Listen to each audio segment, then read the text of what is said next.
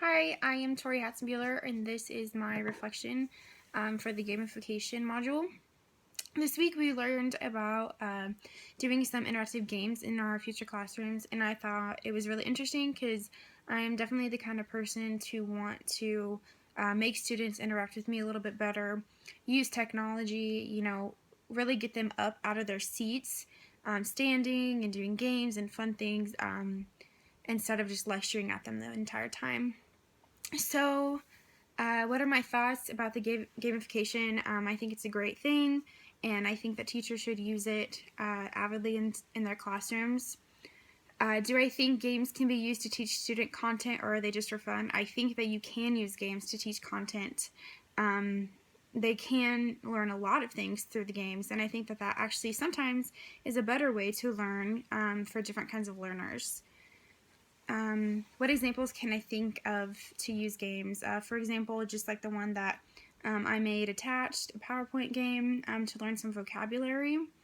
I can think of games to, kids love competition and humans love competition. So putting a little bit more stress on them, I think, helps students to learn a bit more because there's more stress on them during testing time. And with that little bit of competition, I think that it motivates kids to want to do better than their peers. And if they see, someone else is doing really well, they might be motivated to do even better. So I think that is one way to use games. Which template did I use? I used the template called PowerPoint Games. PowerPointGames.wikispaces.com.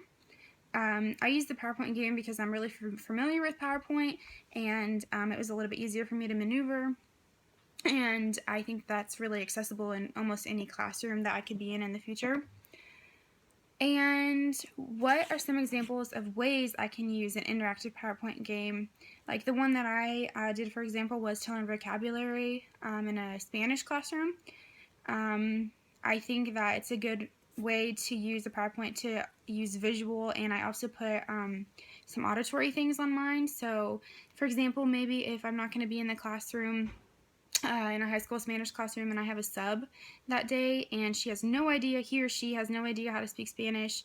I put how to pronounce the vocab on there, so it's not just reading it, but it's also hearing it and seeing an example of it. So that might reach a little bit more learners that way. And that is my reflection. Thank you.